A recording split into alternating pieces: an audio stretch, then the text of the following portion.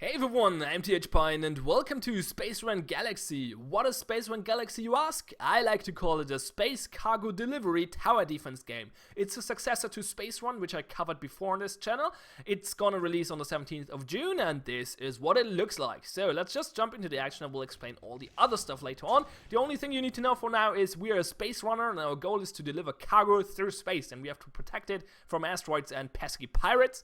This is the intro sequence for every level. Well, it looks a little different for every level, but basically you jump through a gate. And we're gonna start with building some weapons.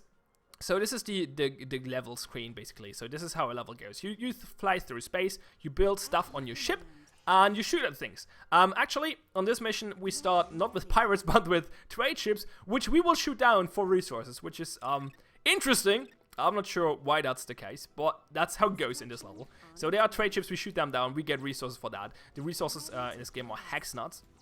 And I built some cannons, as you can see here, and they will shoot down the things, and we collect the hex nuts, which we then will use to build more things, and hopefully reach the end of the level without losing all our cargo, which are those thingies over here. So there's a pirate coming from there, so we have to build some weapons in that general direction. Let's do that, shall we? We build one of those, and we build a plasma cannon over here. The good thing about the plasma cannon is that you can rotate it. Let's actually do that. There we go. And we're gonna build more cannons so we don't get shot down by that guy. And afterwards we're gonna try to get some thrusters going, but first more weapons because I don't want to get shot down. So there we go. Rocket launchers, missile launchers, they're called down here. And now we hope we survive. So we're gonna activate a special ability, the manual shot here. And let's use the plasma beam. Oh, we don't have enough focus to use the plasma beam. So now we have almost enough for another space thruster. There we go. Build a space thruster. So space thrusters make us quicker. Makes sense, right? It's a thruster. Going quick in this game is important because it gives you bonus XP at the end of the level. As you can see here, there are those stars down here. Those are the ratings, basically. The quicker you are, the better your rating. The more bonus XP you get. We should build more guns against those pesky aliens. Don't want to get killed by those either. So let's do that.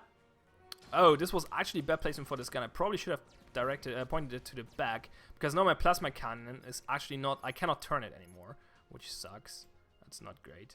There we go. We should probably build a sheet generator and weapons to the front soon, but not yet. For now, we're gonna focus on shooting down those trade ships. Not too important that we have a bunch of hex nuts already, so we should be fine on resources for this level. So it's always basically a balancing act between building weapons and building thrusters. Okay, more pirates from that general direction. Well, let's build more weapons in that general direction and a shield generator. There we go. And yeah, while we're at it, let's just build a laser cannon to the front. We'll probably will need it later. Shoot down those guys. Yeah, we have a bunch of resources. And we have focus. So the quicker you go, as I said, the higher your XP bonus at the end of the level is. And the quicker you generate focus, which you use for the special abilities of your modules. So let's reorientate those plasma cannons.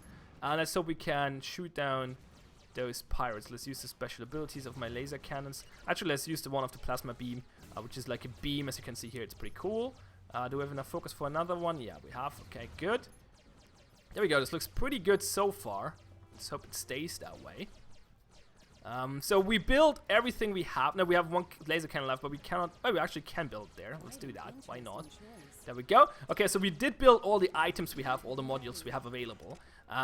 So we just hope to survive till the end right now. So you can see there's the finish line of the mission. This will be the next planet we arrive at. And let's use. No, actually. We don't have enough focus to do anything, but we actually don't need to. Our firepower is pretty good. Yeah, I cannot rotate this one in the direction I want to because it's blocked by this laser cannon. Not perfect placement of my modules here, but it hopefully is good enough. I know that the run actually ends with a really strong enemy, and I just hope it comes in a direction I can find off, for example, from there. On every, there are different routes in the level, in the game. So the different levels basically, and they're all different, they have different enemies coming at you, and the enemies are always the same, but the direction they're coming from is randomized, and this one is the big one I was talking about, and he's coming from there, which is perfect, so we should be fine. We should actually get a pretty good delivery, not the lightspeed delivery, but we get the express delivery, and we should get all our cargo there, which is great as well. Because that's the main point, getting your cargo to the desired destination. The main thing I'm annoyed by the core gameplay is that you have to actually collect the hex nuts, like those things. I have to mouse over them to collect them, which is pretty annoying. I mean, I see the point why this is actually part of the game, because they want to give you another task. Oh, we should use our special abilities. Shoot him down so he can't kill us. Okay, we're out of focus. It gives you another thing to worry about to keep you busy, which is probably a good idea. Nice, we finish him off. But it's not an interesting task. It's pretty mundane, pretty boring to do, and it feels mobile-esque, which is never good in my opinion. But so yeah, it's in the game. It's not terrible, but it's a bit annoying. Oh, the other thing I didn't explain about thrusters is the quicker you go, the more focus you build up. Oh yeah, I actually explained that already. So that's the core gameplay. It gets, well, I played the first game, which has a very similar core gameplay, and that one got really, really stressful in the later levels and got really hectic. I had to stop playing. It was like, I was so stressed out playing this game, it was crazy. So I imagine this one will get more crazy than this later on as well. So this is like 2.5 hours into the game. Unlock most of the mechanics, so we'll go over those in a moment. But that's the core gameplay. This is what you have to like if you want to like this game. So it's a pretty interesting tower defense, basically. It's a cool theme as well with the space stuff and your space runner delivering cargo from plane A to B. That's pretty nice. I like that. The core gameplay is, as I said, an interesting tower defense. You have to make pretty interesting choices, and at the same time you have to micromanage quite a bit, which is cool. But as I said, for my personal taste, it probably gets a little bit too stressful later on. So yeah. But anyway, so we completed this mission. We got all our cargo there, which is cool. It's not all the cargo for all the missions we had, but I will explain that in a moment. So we delivered. Oh, actually, I did choose the wrong cargo. I'm a fucking idiot. Well, not terrible, but not the thing I wanted to do. Anyway, so I delivered 4 containers and 1 fuel tank. So we had 2 missions going. One was delivering 4 containers to station K2001, which is where we are right now. So we completed that mission. And the other mission is to deliver 4 fuel tanks to CT station, which is not right here, not where we are right now, but it's like basically 1 hub way further. I will show you that on the system map in a moment. So we got there in the second, like, what's it called? I think express delivery time. So we got bonus rewards, 5 XP. The first reward is 0 space credits. Maybe, oh, I know, but okay, yeah, okay. I collected this bonus before because I managed to get the standard time in an earlier try on this level. But this time I got 2 stars, so I got the second reward as well, which is 5 XP. So the rewards can be XP or credits, maybe something else, but that's what I saw so far. But I would imagine there are crafting materials in there as well. Yes, there's crafting in this game. I will show you that in a moment. So let's complete this mission, or this run, this level. Let's unload our cargo. You will see it goes up here. Completed that contract. You deserve these rewards. We get our reward bonus XP, and we get credits for all the cargo we delivered, and we get extra rewards, which is usually crafting materials. There we go. Oh, an exceptional crafting material. Surely, sorry. I was saying Entschuldigung, which is German for sorry. Yeah, sometimes my mind just switches language mid-sentence. That's always good. So yeah, we got an advanced offensive material, which is more rare. Well, more rare? Rarer? I don't know. It's not as common as an offensive material. It's an exceptional crafting material, which is cool. We can do that. Use that to craft more advanced modules. And we got a bunch of credits, as I said. So let's say thank you. And let me show you the system map. Then all of this will make more sense. So as I said, Space Run, the predecessor to this game, has a very similar core gameplay. It's not exactly the same, there are minor changes, but it's mostly the same. I think you didn't have focus in the first game, and you could repair your modules, which you can't right now. Well, you can repair modules, but you need to build a module to repair modules in this game, while you could just repair them for hex nuts in the first game. But the big difference from Space Run Galaxy to Space Run, well, the other way around, is that you now have a system map, and not just levels you go by. You have a system map with different planets and stations, and you have to deliver stuff from A to B. which is a pretty cool addition. And also there are some, well, online functionality multiplayer thingies I will explain in a moment. But for now, let's focus on the system map. So those are the different, this is the first system out of 4, I believe. Well, let's check that really quick. Actually, we can see it in my profile. Yeah, there are 4 different systems. This one is the first one. And it has a bunch of planets and stations, as you can see. And this is the Stargate, which is broken right now. I imagine at the end of the story missions, basically, for this system, we will repair the Stargate, and then we can jump to the next system. So, yeah, we just God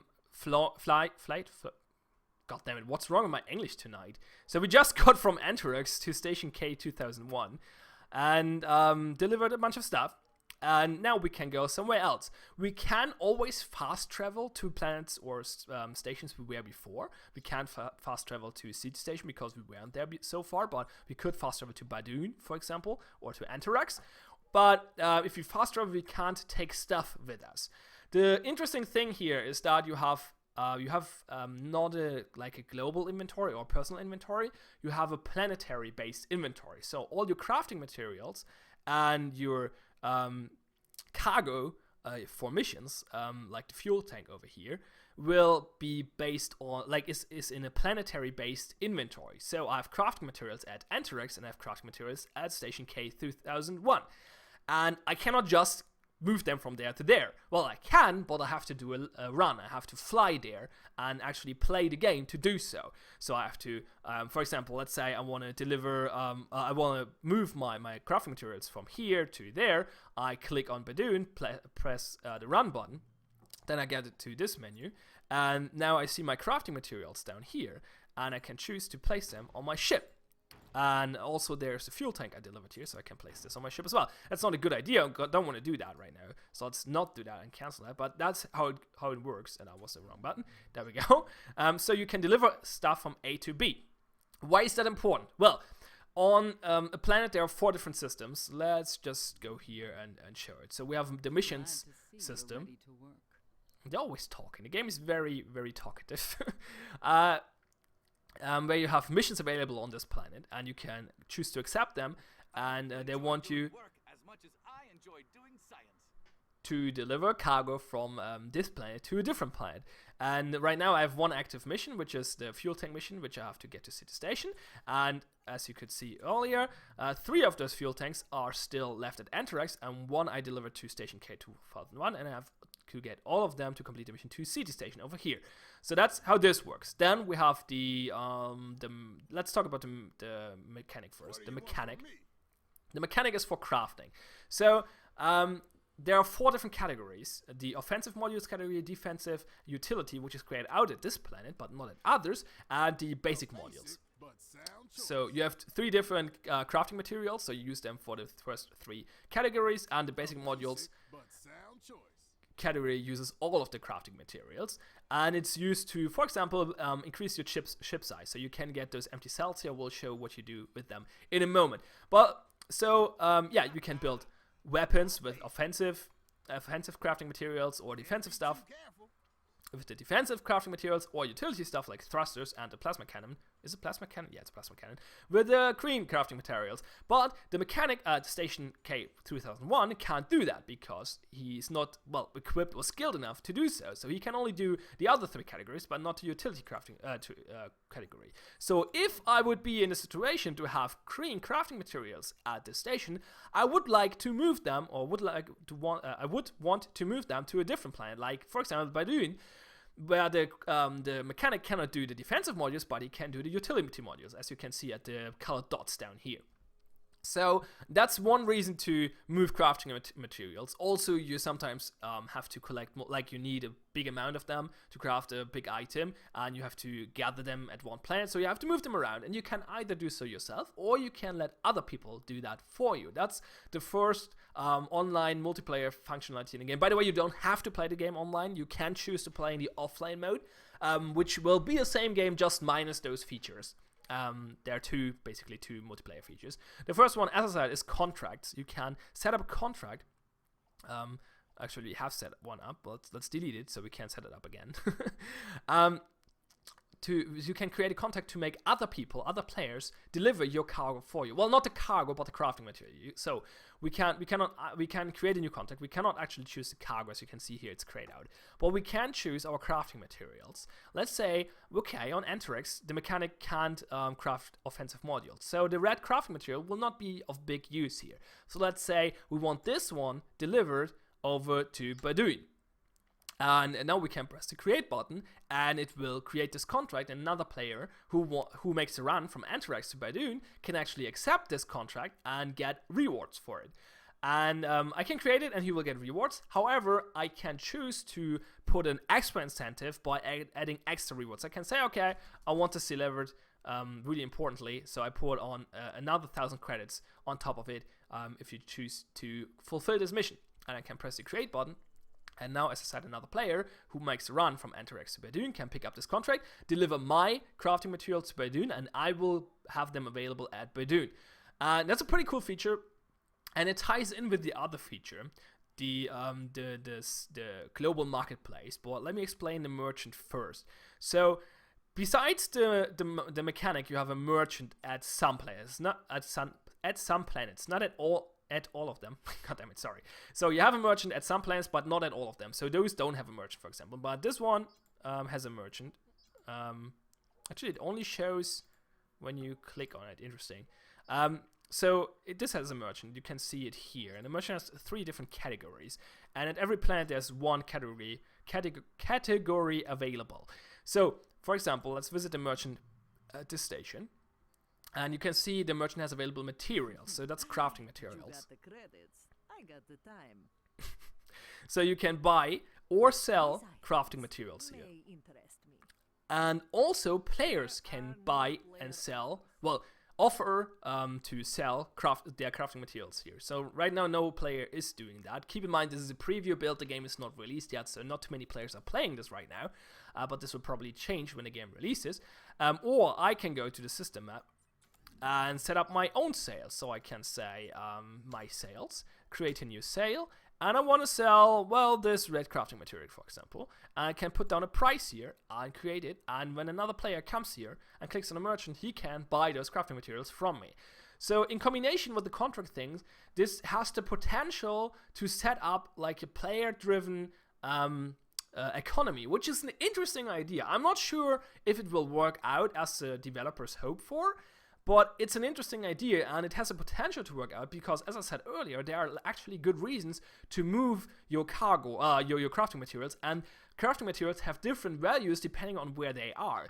Green crafting materials on station K2001 don't have as much value as a green crafting material at Badoon because the mechanic is not actually making use of it at the station, but he is on Badoon. So there's a potential for a really interesting player-driven economy. I cannot tell you right now if this is gonna work out as good as it could be, but it might. It's a cool idea. It's a nice little feature to be added in. So that's how this works. That's pretty cool. The other merchant categories actually can only show you one more. Cancel. Because actually this one has 2 categories available. As I said earlier, you can fast travel. Did I say that? I might have said it. You can fast travel to every planet you have visited so far, but you cannot bring any materials with you. But you can choose to use the merchant or the mechanic at this place. So we go to the merchant here. This one has ships and secrets. If I don't have it, you don't need it. Well, then that's good, I guess. So we can buy a bunch of different ships here. You can see the layouts over here. Those are all class 1 ships, though. But still, some of them are bigger than the one I have right now. And this one seems to be a rare one or something because it's purple. So that's interesting. It's fairly expensive as well. It looks cool, though. It's a T-Hunter. Looks a little bit like a TIE fighter.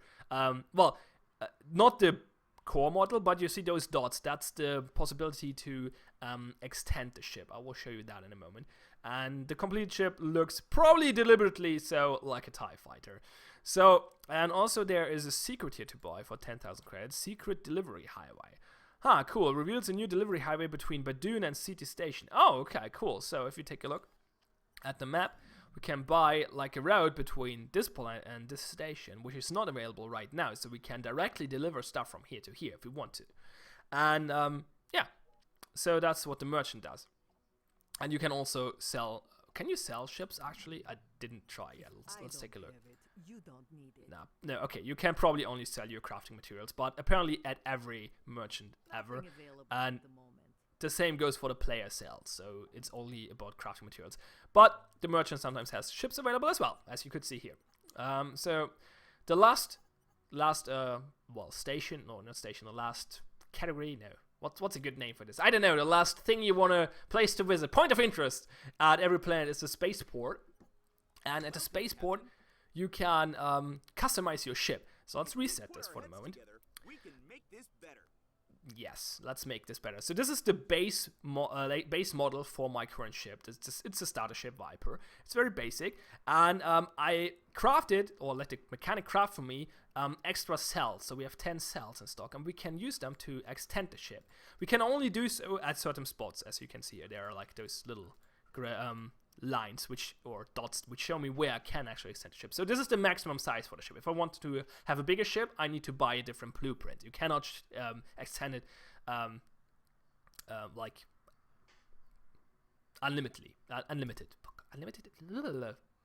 infinitely. That was the word I was looking for. Oh god damn it, sorry. My English for some reason today is terrible. I'm not sure what's going on. Anyway, you know what I wanted to say. The other cool feature here, and that's an improvement from the first game, is you can actually color your ship. So this is either good for making cool looking ships, like having, I don't know, colored stripes on it, for example, or what you can do with it is to plan out your strategy. Oops, that's not what I wanted to do. Oh, make it gray again. Oh, that's not the correct gray. That's not it either. I can't get it in the same color as the other interest. Oh, no color. There we go. Okay. Or you can use it to plan your strategy. So during the run, you will have a lot of different things on your mind. You don't really want to think about where do I place my stuff. So what you can do instead, you can plan it out here and say, for example, I want to have my plasma cannons over here, here, here, and here.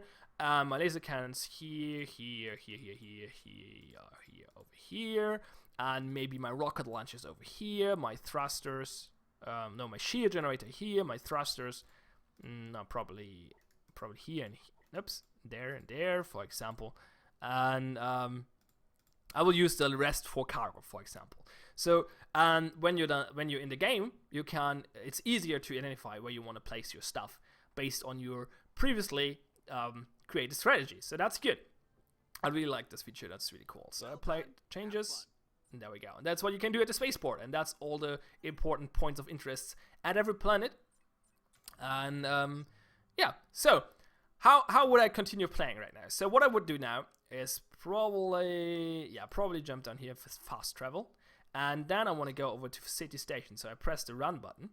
And there are multiple things to note here. You can see that there are player contracts here. So here's 6 player contracts for this route and 1 player contract for this route. So I can actually choose to deliver this player contract. And there's also a strong enemy here. So there's a boss fight on this route. So I can press the run button. I get back to this menu. I can choose to accept the player contract. Let's do that.